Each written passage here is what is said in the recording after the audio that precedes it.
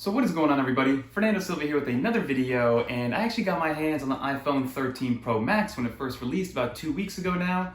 And this is the first year that I actually am going to go and adopt all the MagSafe accessories, because last year I actually skipped on the 12 Pro Max because I figured the 11 Pro Max was good enough. The 12 was an incremental update. Yes, from a design standpoint it looked different, but from a function standpoint it was very, very similar. And this year I figured there was enough upgrades to actually warrant going from the 11 Pro Max to the 13 Pro Max. And I want to show some accessories that I've been using with the iPhone 13 Pro Max over the last 2 weeks that have really helped from an efficiency standpoint, getting this thing charged. And so far I've been really loving MagSafe. It's actually, I thought it was a gimmick last year, but honestly, it's worth it. But let's find out what these accessories are, because there's some pretty cool ones. Let's get it.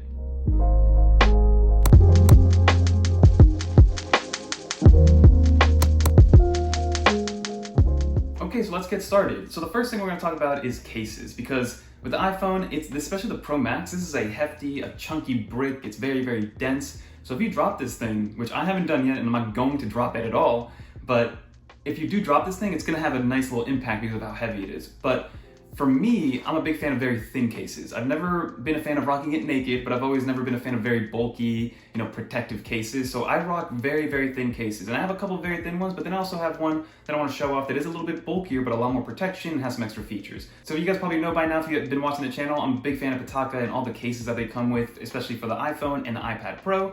But the first one I'm going to show you about Pitaka is their air case. So this is essentially almost just like a skin, like a hard shell skin. It's very, very thin, as you guys can see. Slaps onto the back of it. It doesn't have any MagSafe in this actual case, so that if you do want to have some MagSafe accessories, it's going to pass through the actual iPhone, so it doesn't have that extra added magnet that some new MagSafe cases actually do bring. Now, Pitaka does have like a MagSafe compatible case, which is a little bit thicker, a little bit more protection, and I do have one. I'll show you guys some B-roll.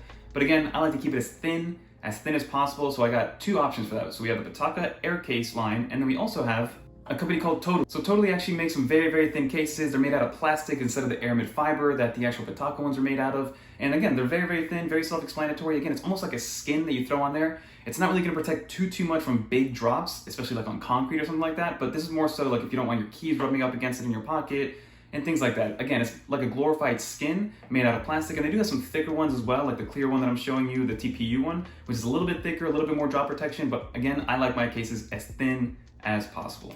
And this next case is by a company called Armadillo Tech. Again, this is going to be a lot bigger, a lot more hefty. It's got a lot of grip. It's made out of hard plastic and then rubber on the sides.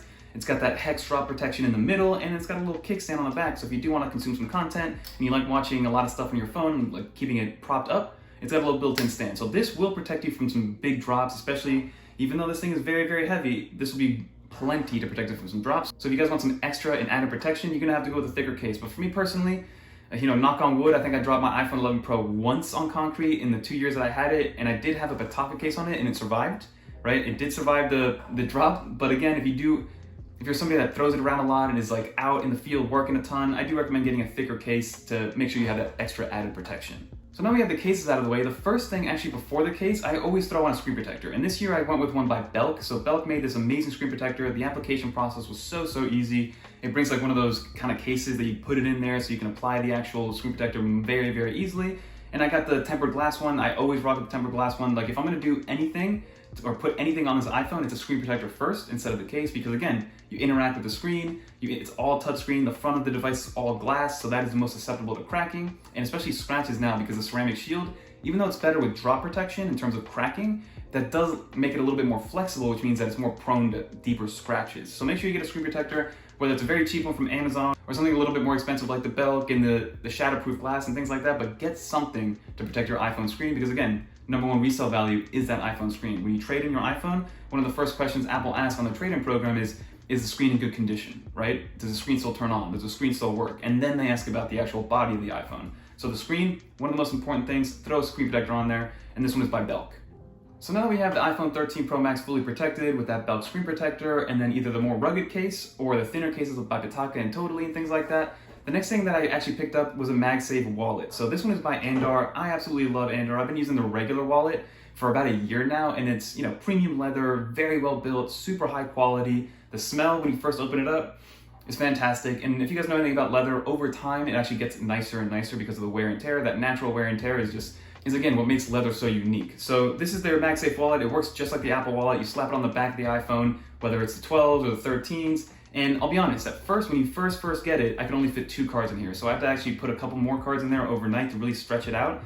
And now I can fit 3 to 4 cards. But if you have some like titanium, like the Apple card or like an American Express metal card, or something like I do, like a PBA card, which is those like get out of jail free cards, which are made out of metal, you can probably only fit 3. But again, that's all you really need. So what I have in here is just my license, an emergency credit card, so when places don't take Apple Pay, this is the card that I use. And then thirdly, that PBA card, which is like whenever you get pulled over, I get to show the cops for being like a family member of a cop. But that's what I bring with me at all times. And then I do have my other regular Andar wallet that I keep in the car just in case there's some other things that I need in there, like a health insurance card and stuff. But if you're just on the move and you don't want to bring a wallet, like the other day I took just this into New York City because that's all I needed, right? I could pay with Apple Pay for the subway. When I picked up food, I also paid with Apple Pay, so at no point did I actually pull out this wallet, but it's a nice little look on the back of the phone. And I really, really like it. The magnets are actually very, very strong. And if you want some extra security, then throw on a MagSafe case on there as well, like the one from Bataka that I did mention before. But again, this is by Andar, absolutely love them. And honestly, it's a little bit cheaper than the leather case or the leather wallet, the MagSafe wallet from Apple. Now again, Apple did add the Find My feature into their new wallet cases or the new MagSafe wallets. This does not have one, but you can easily throw one of those tile trackers in there as well to make sure that this never gets lost. But that is the Andar wallet, absolutely love it. This is a must-have for me.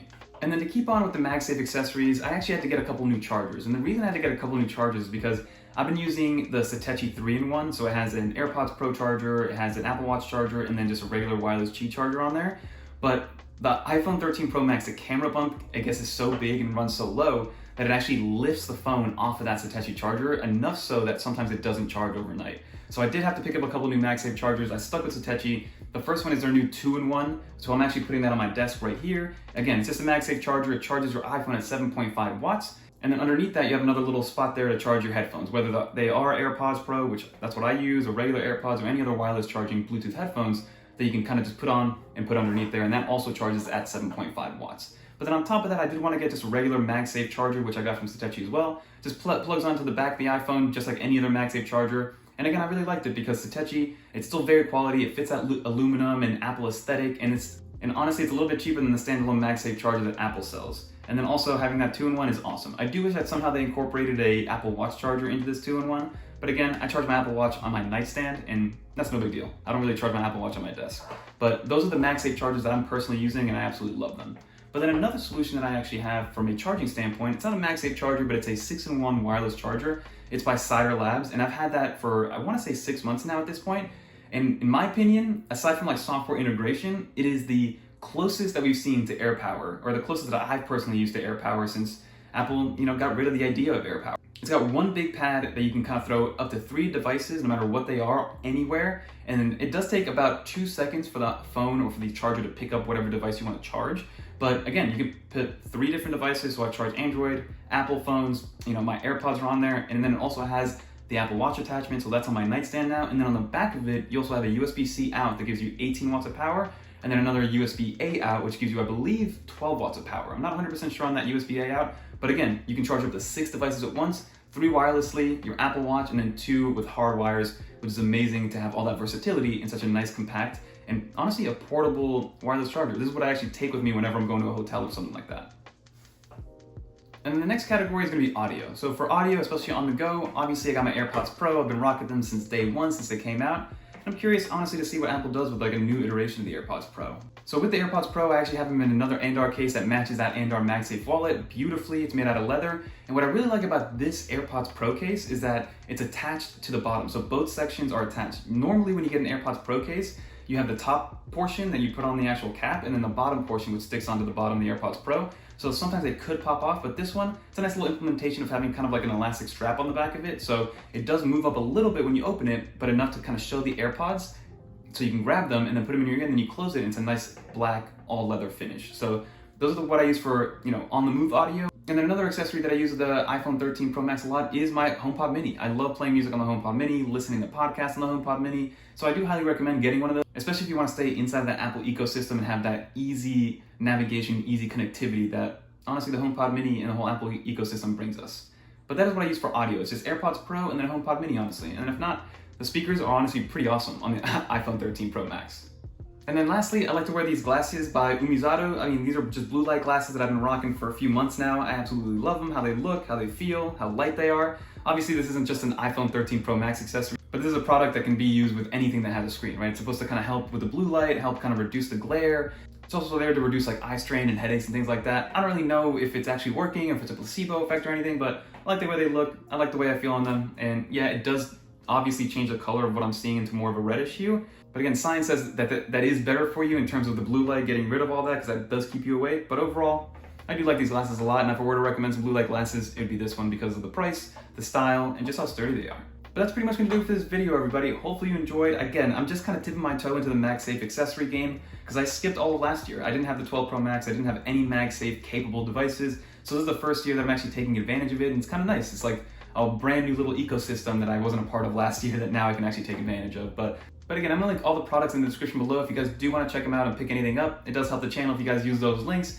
But until next time, don't forget to like, comment, subscribe. Let me know in the comments below what would be your favorite MagSafe accessory, your favorite iPhone accessory. What have you guys picked up? What other accessories should I pick up that I haven't seen? Like, I'm eyeing all that Moment stuff. Moment has a great little ecosystem of MagSafe products that I definitely want to get my hands on to kind of check them out, especially from a little production standpoint. But that's gonna do it for this video. Thanks so much for watching, and until next time, guys. If you want some more iPhone videos, comment down below because we've been on the iPad game a lot, and I kind of want to make some iPhone videos. But until next time.